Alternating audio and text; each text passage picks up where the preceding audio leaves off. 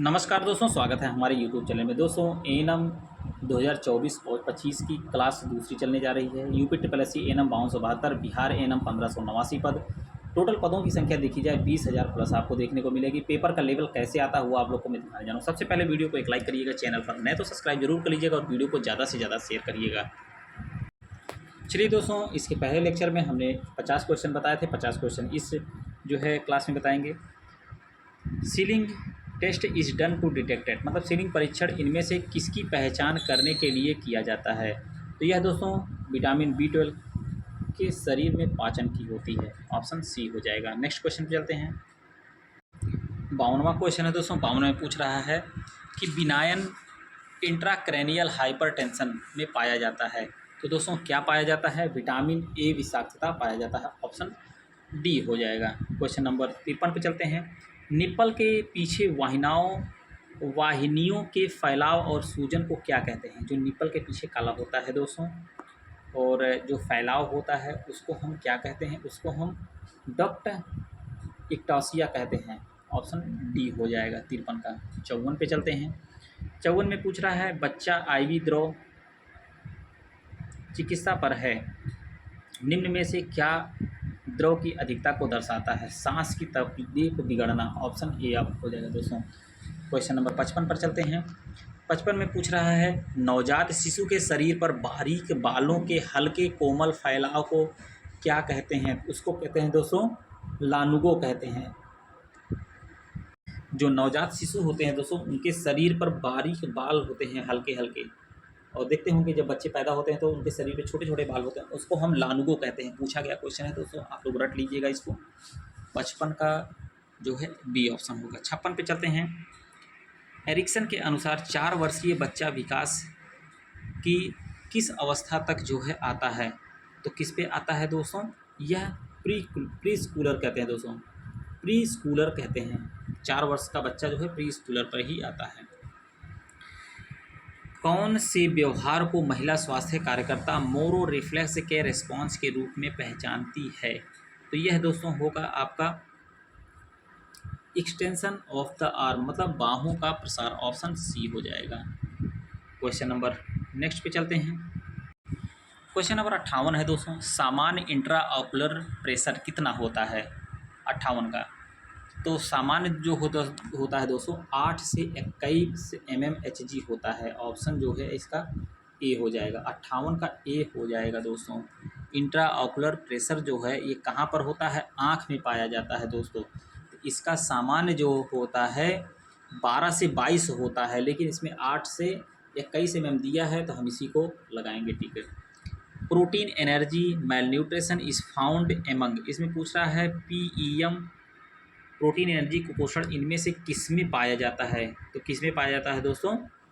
यह प्री स्कूली छात्र जो होते हैं 3 से 5 वर्ष वाले, इनमें ज़्यादा करके कुपोषण पाया जाता है। किस विरेचक से हाइपोकैलमिया हो जाता है? ऑप्शन क्वेश्चन नंबर 60वां का किससे होता है दोस्तों?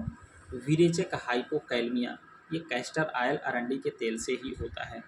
61 पे चलते हैं दोस्तों। 61वें में पूछ रहा है एक वयस्क पीड़ित के लिए CPR प्रदान करने के लिए संपीड़न, मतलब CPR जो होता है वेंटिलेशन का अनुपात कितना होता है? तो 30:2 होता है दोस्तों। बहुत बढ़िया है।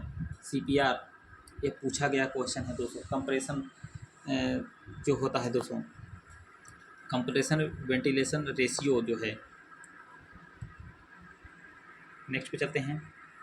मांस में सुई लगाने के बाद शरीर का भाग किस पदार्थ से दबाना चाहिए? अगर मांस में इंजेक्शन लगा हुआ है तो किससे दबाते हैं दोस्तों? ड्राई, मतलब जो ड्राई कॉटन स्वैब होता है उससे दबाया जाता है। अगर आप क्वेश्चन नंबर 62 का ए होगा। फिर से चलते हैं। एक गैर पशु आबादी में एक बीमारी का प्रकोप रूप से जाना जाता है। 63वां क्वेश्चन है दोस्तों। तो यह जाना जाता है एपिजोटिक दोस्तों। ऑप्शन डी हो जाएगा एपिजोटिक, पशु महामारी। 64 पे चलते हैं दोस्तों। सामूहिक चिकित्सा उन लोगों के लिए मददगार साबित हो सकती है जो, तो दोस्तों जो पूछा है सुनने वाला कोई ना हो, उसी के लिए सामूहिक चिकित्सा उन लोगों के लिए मददगार साबित होती है जो सुनने वाला कोई ना हो। 64 का ऑप्शन डी हो जाएगा। 65 चलते हैं। केंद्रीय सिरा दाब को मापते समय मैनोमीटर का शून्य बिंदु को व्यवस्थित किया जाता है, तो कहाँ पर दोस्तों? मिड ऑक्सिलरी लाइन पर, मतलब मध्य कक्षीय रेखा पर। 65 पर चलते हैं। 65 हो गया, तो 66 पे गोनियोमीटर यंत्र का प्रयोग आकलन करने हेतु किया जाता है। गोनियोमीटर जो है किसके लिए यूज करते हैं दोस्तों? जोड़ों की गति का रेंज के लिए, range of motion of joint के लिए होता है गोनियोमीटर, रट लीजिएगा। ऐसे ही प्रश्न आपको देखने को मिलेंगे। निम्नलिखित में से कौन टाइप 2 मधुमेह का एक प्रमुख कारण है? 67वां क्वेश्चन है। तो यह है दोस्तों ओबेसिटी, मोटापा जो होता है इसी से पता चलता है। नेक्स्ट पे चलते हैं। 68वां क्वेश्चन है दोस्तों, विल्सन रोग की विशेषता क्या है? विल्सन रोग, तो विल्सन रोग की विशेषता है दोस्तों, ऑप्शन बी होगा, जिगर, गुर्दे और मस्तिष्क में तांबे का संचयन। नेक्स्ट क्वेश्चन पे चलते हैं। क्वेश्चन नंबर 69 पे चलते हैं दोस्तों, निम्न में से कौन सा रक्त जनित रोग है? 69, ये हेपेटाइटिस सी जो होता है दोस्तों, यह रक्त जनित ही होता है। 69 का बी हो जाएगा। 70 पे चलते हैं दोस्तों। 70वां क्वेश्चन क्या पूछ रहा है? गोनियोमीटर का प्रयोग किसके आकलन के लिए किया जाता है? यह दोस्तों मसल्स स्ट्रेंथ के लिए, मांसपेशियों की ताकत के लिए यूज किया जाता है। सूजन के 4 कार्डियल संकेत होते हैं, तो कौन कौन से होते हैं दोस्तों? Pain, heat, redness and swelling. दर्द, गर्मी, लालिमा, फुलाव, यही 4 कारण जो है सूजन का होता है दोस्तों, रख लीजिएगा। ऑप्शन सी होगा। 72, इंसुलिन का इंजेक्शन देते हैं, बहुत बढ़िया क्वेश्चन है। 72वां, यह देते हैं सब क्यूटेनियस, ऑप्शन बी हो जाएगा। निम्नलिखित में से सभी कारक के कारण हाइपोक्सिया हो सकता है, एक को छोड़कर, बहुत बढ़िया क्वेश्चन है दोस्तों। एक इसमें से कौन सा नहीं है? 73वां पूछ रहा है। इसमें देखिए दोस्तों, घटा हुआ हीमोग्लोबिन ये भी सही है, सांस की समस्या ये भी सही है, एक क्षेत्र में रक्त की आपूर्ति कम ये भी सही, हीमोग्लोबिन में वृद्धि यही नहीं सही दोस्तों, इसी को छोड़कर बाकी सब सही है। रोटा वायरस वैक्सीन देने का मार्ग क्या है? 74वां क्वेश्चन, तो रोटा वायरस की बात आ रही है, तो रोटा वायरस जो है दोस्तों मुँह से दिया जाता है, यह ओरल वैक्सीन है। 75वां है, कार्निंग साइन किस रोग का लक्षण है? तो कार्निंग साइन जो होता है दोस्तों, ये मेनिंजाइटिस का है, ऑप्शन सी हो जाएगा। निम्नलिखित में से कौन सी बीमारी हाइड्रोफोबिया से जुड़ी हुई है? तो कौन सी जुड़ी हुई दोस्तों? रेबीज जो होता है हाइड्रोफोबिया से है। ऐसे ही प्रश्न आपको बनेंगे दोस्तों, और वीडियो को शेयर करते रहिएगा। चैनल पर नए तो सब्सक्राइब जरूर कर लीजिएगा दोस्तों। 77वां क्वेश्चन है। 77वां में पूछा, रोगी की शुरुआत से रोग का पता लगाने की अवधि को कहा जाता है, इसको हम क्या कहते हैं दोस्तों? लेटेंट पीरियड कहते हैं, अव्यक्त अवधि कहते हैं। 78वां क्वेश्चन पे चलते हैं। एक महिला स्वास्थ्य कार्यकर्ता एक ऐसे शिशु की देखभाल कर रही है जिसे असाध्य उल्टी होती है, इसकी मुख्य महत्वपूर्ण संभावना जटिलता है, क्या है दोस्तों? शिशु की देखभाल कर रही है और वह उल्टी कर रहा है, इंट्रैक्टिबल मतलब लगातार बार बार उल्टी कर रहा है, तो क्या आप संभावना समझ सकती हैं? तो यह दोस्तों होगा एल्कलोसिस होगा, यही हम आप देख सकते हैं। सबसे सामान्य प्रकार का मस्तिष्क ट्यूमर है, सबसे सामान्य प्रकार का मस्तिष्क ट्यूमर जो होता है ग्लियोमा होता है। कौन सा चिन्ह गंभीर निर्जलीकरण का है? निर्जलीकरण 80वां क्वेश्चन है दोस्तों, यह आपका संकन फोर्नटेल जो होता है यही होता है, डायरिया का। रक्त में ऑक्सीजन स्तर में कमी को कहते हैं, इसको हम कहते हैं हाइपोक्सीमिया कहते हैं। रक्त में अगर ऑक्सीजन की कमी है तो हाइपोक्सीमिया कहते हैं, मोस्ट इंपॉर्टेंट रख लीजिएगा दोस्तों। क्वेश्चन नंबर 82 चलते हैं दोस्तों। एक उपकरण जो भ्रूण के ऑक्सीजन संतृप्ति को सीधे तथा वास्तविक समय में मापता है वह है, तो दोस्तों वह कौन सा होता है? यह भ्रूण पल्स ऑक्सीमीटर। नेक्स्ट पे चलते हैं। इनमें से किसे खतरनाक प्लेसेंटा प्रीविया माना जाता है? खतरनाक प्लेसेंटा प्रीविया 83वां क्वेश्चन है। टाइप 2 पोस्टीरियर होता है, ऑप्शन बी हो जाएगा। गुदा और मुंह के तापमान का अंतर कितना होता है? गुदा और मुंह का जो तापमान होता है, क्वेश्चन नंबर 84वां, 1 डिग्री फ़ारेनहाइट का फ़र्क पड़ता है दोस्तों, इसीलिए थर्मामीटर मुंह में लगाया जाता है, पशुओं के जो है गुदा में लगाते हैं पिछवाड़े में। 85वां, आप एक शिशु में जो इंटरसेप्शन से ग्रसित हैं क्या लक्षण पाए जाते हैं? तो उसमें दोस्तों देखेंगे आप गंभीर कॉलिक, पेट दर्द व दाईं तरफ ऊपरी वृत्त के चतुर्थ भाग में मांस जैसा आकार होगा। ऑप्शन इसका डी हो जाएगा। नेक्स्ट पे चलते हैं। वीडियो को शेयर करते रहिएगा दोस्तों। 86वां क्वेश्चन, इनमें से क्या डेंगू के मरीज में नहीं पाया जाता है? तो दोस्तों देखिए, हाइमोडाइल्यूशन पाया जाता है, थ्रोम्बोसाइटोपिनिया पाया जाता है, कोशिका परागमता की वृद्धि भी पाई जाती है, इंक्रीज कैपिलरी परमिबिलिटी। यही हाइपरटेंशन नहीं पाया जाता दोस्तों, ये जो है डेंगू के मरीज में नहीं पाया जाता। शिक्षा, स्वास्थ्य शिक्षा और शारीरिक शिक्षा के प्रमुख उद्देश्य क्या हैं? 87वां क्वेश्चन है दोस्तों। इसका सामाजिक आदतों एवं अभिवृत्तियों हेतु ऑप्शन सी हो जाएगा। 88वां क्वेश्चन है दोस्तों, प्रारंभ के 2 दिन माँ के स्तन से निकलने वाला गाढ़ा पीला दूध क्या होता है? बहुत बढ़िया क्वेश्चन है। 88वां यह होता है दोस्तों कोलेस्ट्रम बोलते हैं। ऑप्शन डी हो जाएगा। निषेचन की प्रक्रिया, fertilisation take place in, fertilisation कहाँ पर होता है दोस्तों? यह फैलोपियन ट्यूब में ही होता है। पूछा गया क्वेश्चन है। अधिक प्रोटीन युक्त भोजन इस बीमारी में दिया जाता है। तो अधिक प्रोटीन युक्त भोजन किस में देते हैं दोस्तों? टीबी, ट्यूबरक्लोसिस में दिया जाता है। हमारे शरीर के कुल भार का कितना प्रतिशत जल से बना हुआ होता है? तो दोस्तों 35%, 91 का भी होगा। 35% भाग जल से बना होता है।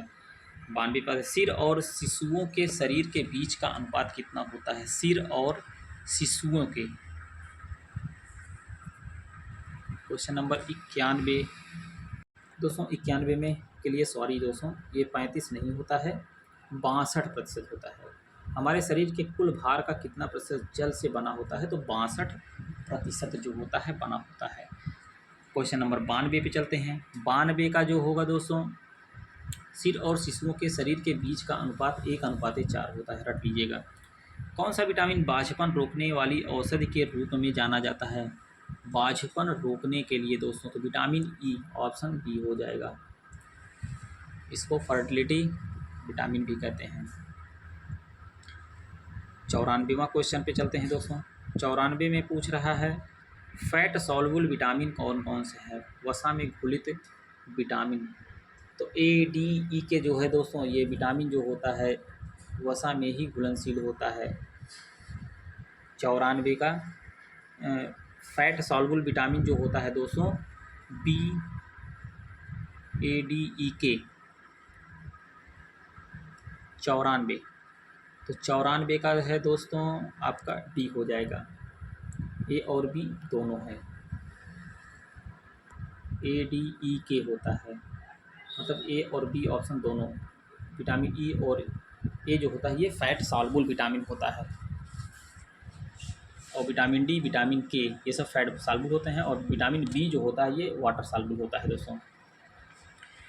प्रोलाइन यह एक अनावश्यक एमिनो अम्ल है। 95, तो यह मतलब पूछ रहा है कि प्रोलाइन यह एक अनावश्यक एमिनो अम्ल है, सही है दोस्तों, ऑप्शन डी। 96 पे चलते हैं। व्यस्त अवधि में जो गतिविधियां एक दूसरे पर ढेर लगाती हैं उन्हें कहते हैं? तो उन्हें दोस्तों कहते हैं पीक लोड कहते हैं, ऑप्शन बी हो जाएगा। 97, वीडियो को शेयर कर दीजिएगा दोस्तों।